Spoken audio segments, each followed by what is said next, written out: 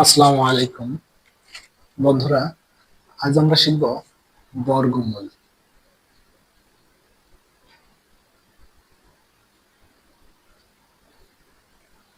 কিভাবে আমরা যে কোনো সংখ্যার পূর্ণবর্গ সংখ্যার বর্গমূল নির্ণয় করতে পারি।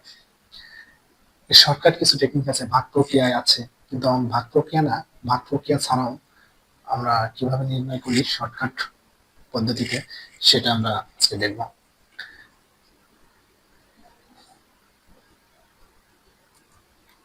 একটা সংখ্যা লিখি, এরকম একটা সংখ্যা লিখলাম। মানে এই সংখ্যাটা আমরা খুব সহজেই বর্গমূল নির্ণয় করব।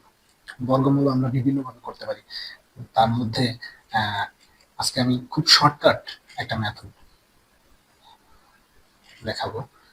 প্রথমে আমরা বর্গমূল নির্ণয় করার জন্য আমরা দেখব একক স্থানীয় যে সংখ্যাটা থাকে সেটার বর্গমূল বের করব। কারণ এর বর্গমূল করলে কি আসে, চার আছে, একক স্থানে চার থাকলে তাহলে আমরা দুইয়ের বর্গ করলে চার পাই। প্রথমে আমরা সেই দুইটা লিখলাম।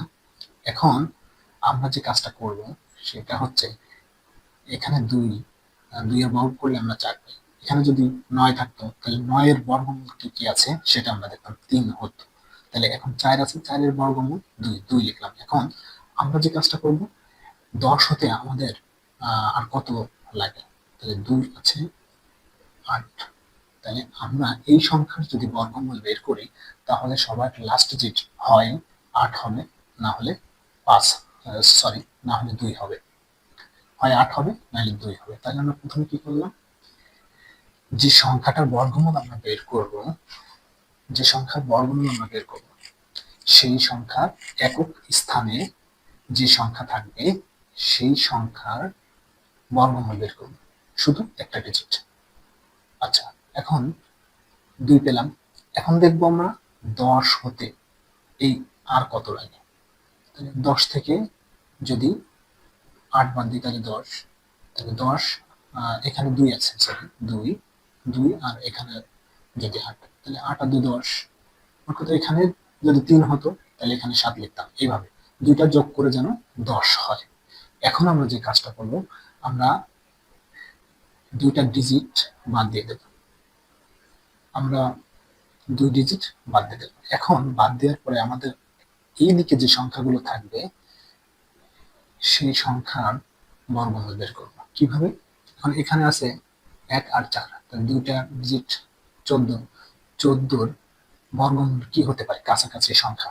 যেমন 1 এর বর্গ করলে 1, 2 এর বর্গ করলে 4, 3 এর বর্গ করলে 9, 4 এর বর্গ করলে 16। এখন 4 এর বর্গ করলে যদি 16 হয় তাহলে তো আমরা 4 নিতে পারবো না। এর কাছাকাছি সংখ্যা আমাদের সবসময় নিতে হবে। এর কাছাকাছি সংখ্যা, এর অবশ্যই নিচের সংখ্যা নিতে হবে। তাহলে এর নিচের সংখ্যা কত? 3। 3 এর বর্গ করলে 9 হয়, তাহলে আমরা 9, তাহলে 3 লিখব। এখন 3 লেখার পরে এখানে যে সংখ্যা লিখব, অর্থাৎ এখানে যে সংখ্যা থাকবে সেই সংখ্যার সবসময় তার নিচের বর্গমূলটা লিখব। এখানে আমরা 4 লিখবো না, 4 লিখলে পরে 4 এর বর্গ করলে 16 হবে। তাহলে এখানে তো আমরা, তাহলে বেশি হয়ে যাবে। এখানে যেহেতু আমাদের 14 আছে, তাহলে এর থেকে সবসময় নিচের যে সংখ্যা বর্গমূল সেটা লিখবো। 3 এর বর্গ করলে 9 হয়, তাহলে আমরা এখানে 3 লিখলাম। এখন আমরা যে কাজটা করব, এখানে যে সংখ্যাটা লিখলাম সেই সংখ্যার সাথে, হ্যাঁ, তার পরবর্তী সংখ্যাটা গুণ করে দেবো। 3 এর পরে কত? 4, 3 4 12। এখন এই 12 সংখ্যা 14 থেকে বড় নাকি ছোট? এখানে যদি বড় হয়, 14 বড় হয়, তাহলে আমাদের এই বড় সংখ্যাটা, এই 8 আর 2, এখন এইখান থেকে বড় কোনটা? অবশ্যই 8 বড়। তাহলে আমরা এখানে 8 লিখে দিলাম।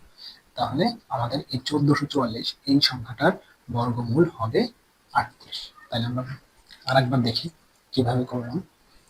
প্রথমে আমরা যে কাজটা করলাম সেটা হচ্ছে, যে সংখ্যাটা আমরা বর্গমূল নির্ণয় করব সেই সংখ্যাটা লাস্ট এককের স্থানে যে সংখ্যাটা থাকবে তার বর্গমূল করব। তার বর্গমূল করলে যে সংখ্যা পাবো, তারপর দেখব যে 10 হতে আমাদের আর কত লাগে সেই সংখ্যাটা উপরে আমরা লিখব। তাহলে আমরা এই সংখ্যাটার বর্গমূল নির্ণয় করলে হয় শেষের সংখ্যাটা 8 হবে, না হলে 2 হবে। এখন যে কাজটা করব, লাস্টের ডিজিট আমরা কেটে দেব, বাদ। এখন যে সংখ্যাটা থাকবে সেই সংখ্যার একটু নিচে যে বর্গমূলটা আছে সেটা লিখব। লেখার পরে যে সংখ্যা এখানে থাকবে তার পরের ডিজিটের সাথে আমরা গুণ করে দেবো। এখানে যে 2 হতো, তাহলে পরের সংখ্যা 3, 3 এর সাথে আমরা গুণ করতাম। এখানে 3 যেহেতু হয়েছে, তাহলে আমরা 4 গুণ করলাম, তাহলে 3 4 12। 12 এখন আমাদের দেখতে হবে যে এইখানে যে দুইটা ডিজিট আছে, এই 12 থেকে বড় নাকি ছোট। যদি বড় হয় তাহলে আমরা বড়টা লিখব, যদি এখানে ছোট হতো তাহলে ছোটটা লিখতাম। জাস্ট খুব সহজে এটা আমরা আরো প্র্যাকটিস করব। প্র্যাকটিস করলে আমরা আরো শিখতে পারবো। এখন আরো আমরা যদি এর থেকে বড় সংখ্যা বা এরকম সংখ্যা, এগুলো অনেক প্র্যাকটিস করতে হবে। প্র্যাকটিস করলে আমরা খুব সহজেই এগুলো নির্ণয় করতে পারবো।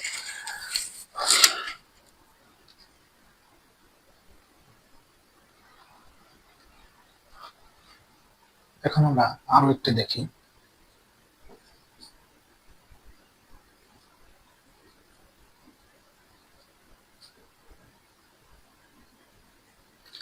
দেখি এটা কিভাবে নির্ণয় করা যায়। আগে যেটা করছি, আগেরটার মতো লাস্টে এককের স্থানে যে সংখ্যা থাকবে সেই সংখ্যা আমরা বর্গমূল নির্ণয় করব। এখানে আছে 9, তাহলে 9 এর বর্গমূল 9 এর বর্গমূল করলে আমরা কি পাবো? 9 এর বর্গমূল করলে আমরা পাবো একক। একের বর্গমূল করলে 1, 2 4, 3 এর 3 থেকে 9, তাহলে এখানে পাচ্ছি। আবার এখন আমাদের দেখতে হবে 10 হতে আমাদের আর কত লাগে, শুধু এটাই মনে রাখবো। তাহলে আমরা এখন আমাদের কাজ হচ্ছে লাস্টের দুইটা ডিজিট বাদ দেওয়া। বাদ দেওয়ার পরে আমাদের যে কাজ, এপাশে যেগুলো থাকবে সেগুলোর কাছাকাছি যে সংখ্যাটা থাকবে বর্গমূল, তাহলে 39 এর কাছাকাছি কি বর্গমূল আছে? 7 দিয়ে যদি করি 7 7 49, তাহলে বেশি হয়ে যাবে। তাহলে 6 দিয়ে নিতে হবে, 6 7 36, অবশ্যই 39 থেকে কম, তাহলে আমরা 6 লিখতে পারি। এখন আমাদের যে কাজটা করব সেটা হচ্ছে জাস্ট এখানে 6 মানে পরবর্তী সংখ্যার সাথে গুণ করব। এখন আমাদের দেখতে হবে এখানে যে সংখ্যাটা পেয়েছি সেই সংখ্যা থেকে এখানে যে সংখ্যাটা আছে এটা ছোট না বড়। যদি ছোট হয় তাহলে আমরা ছোটটা লিখব, বড় হলে আমরা বড়টা লিখব। তাহলে এখানে 42 থেকে অবশ্যই 39 ছোট, তাহলে আমরা ছোটটাই লিখব। খুব সহজেই বন্ধুরা আমরা এভাবেই বর্গমূল নির্ণয় করতে পারি। এটা তো হচ্ছে 4টা ডিজিট। এখন আমরা দেখব 5টা ডিজিট থাকলে আমরা কিভাবে নির্ণয় করতে পারি।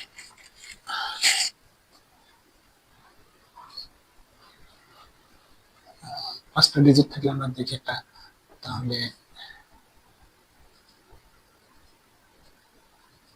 এরকম একটা সংখ্যা দিলাম। হ্যাঁ, আগের মতোই আমরা দেখবো এককের স্থান কি আছে। এককের স্থানে আমাদের আছে 4, তাহলে 4 এর বর্গ করলে আমরা কি পাবো? 2, 2 বর্গমূল নির্ণয় করলে আমরা পাবো 2। এখন আমাদের দেখতে হবে 10 হইতে আমাদের কত লাগে। তাহলে আমাদের এই সংখ্যার বর্গমূল নির্ণয় করলে আমরা অবশ্যই লাস্টের ডিজিট 8 হবে, না হলে 2 হবে। 8 হবে, না হলে 2 হবে। এখন যদি 8 অথবা 2 হয়, সেক্ষেত্রে আমরা আমাদের এর পরের কাজ হচ্ছে লাস্টের 2 ডিজিট কেটে দেওয়া বা বাদ দেওয়া। এটা বাদ। এখন এই চিত্রার বর্গমূল বের করব। 104, 104 এর কাছাকাছি যদি আমরা 9 এর বর্গমূল করি তাহলে 81 হয়। 10 এর যদি করি 10 10 100, 11 করলে 121, তাহলে আমরা এই 104 থেকে উপরে যাব, এর কাছাকাছি যেটা সেটা নিব। তাহলে কাছাকাছি হচ্ছে 10, 10 10 এর যদি আমরা বর্গ করি তাহলে আমাদের হবে কত? 100। তাহলে আমরা অবশ্যই এখানে 10 লিখতে পারি। এখানে যদি আমরা 10 লিখতে পারি তাহলে আমাদের পরবর্তী কাজ হচ্ছে এখানে যে সংখ্যা পাবো তারপরটার সাথে গুণ করা।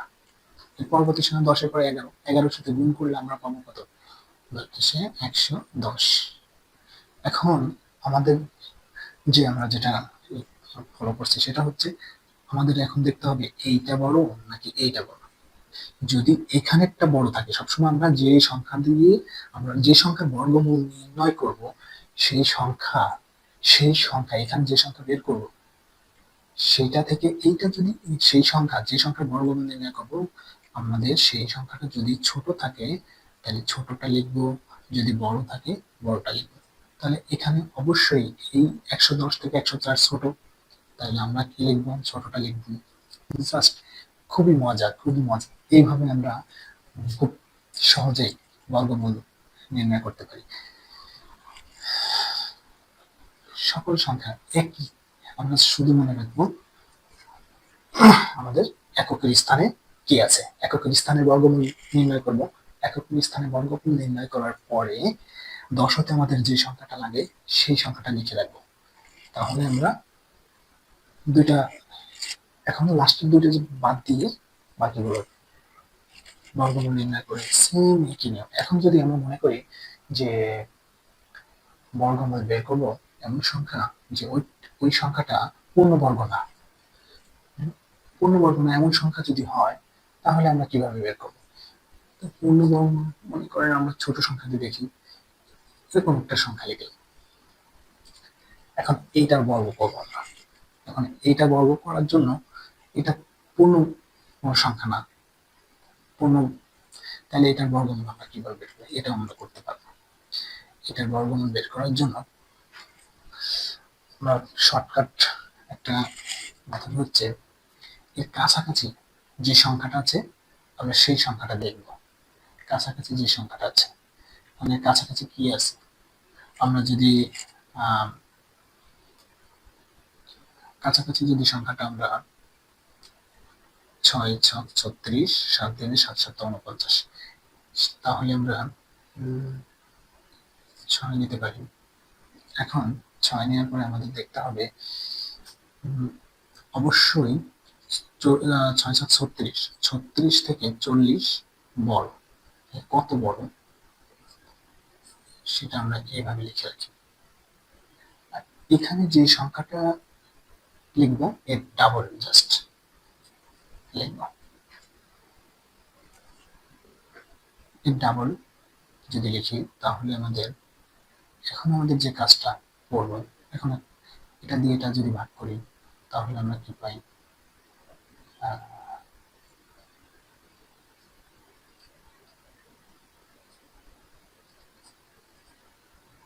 তাহলে আমরা কি পাচ্ছি?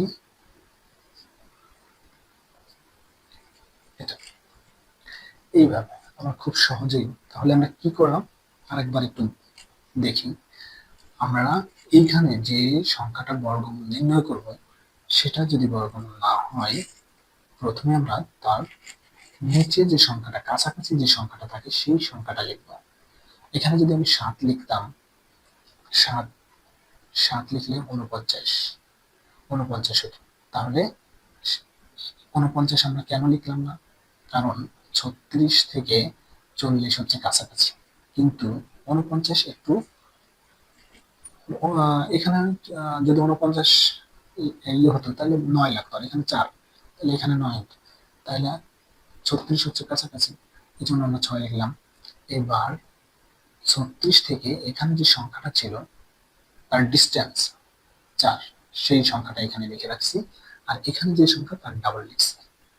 এবার কাটাকাটি ভাগ প্রক্রিয়া যদি কাটাকাটি করা যায় যদি কাটাকাটি করা না যায় সেক্ষেত্রে আমরা ভাগ করব। ভাগ করলেও এইভাবে দশমিক আকারে আসবে। আমরা যদি আরেকটা সংখ্যা দেখি, যদি এরকম কোনো সংখ্যা, এখন আমরা কি করতে পারি? এখন যদি এই সংখ্যাটা আমরা বর্গমূল নির্ণয় করতে চাই সেক্ষেত্রে আমাদের দেখতে হবে যদি আমরা 9 এর বর্গ করি আর যদি 10 এর বর্গ করি, এই সংখ্যা থেকে আমাদের দেখতে হবে এটা কাছাকাছি সংখ্যা না এটা কাছাকাছি সংখ্যা। অবশ্যই এটা কাছাকাছি সংখ্যা। তাহলে আমরা কি করব, এইখানেই 10 লিখব। এখানে 10 লিখে কত লাগে, 8 লাগে। তার কারণ এখানে 10 লেখার কারণ হচ্ছে আমরা তো যেটা কাছাকাছি হচ্ছে সেটা লিখছি। আচ্ছা, তাহলে এখন কি করব, এটা ডাবল, জাস্ট ডাবল লিখছি।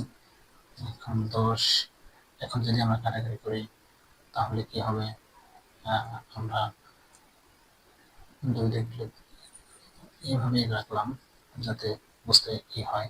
এখন যদি আমরা এটাকে দশমিক আকারে প্রকাশ করি তাহলে আমাদের কি হবে,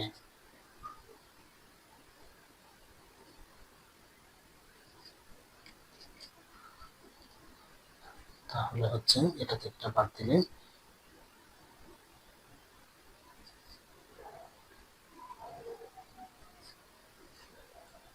এইভাবে খুব ইজি, খুব ইজি এইভাবে আমরা সহজেই বর্গমূল নির্ণয় করতে পারবো।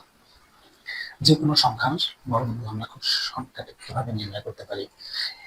নেক্সট অন্য ক্লাসে আমি ভাগ প্রক্রিয়ার বর্গমূল নির্ণয় করা দেখাবো ইনশাআল্লাহ।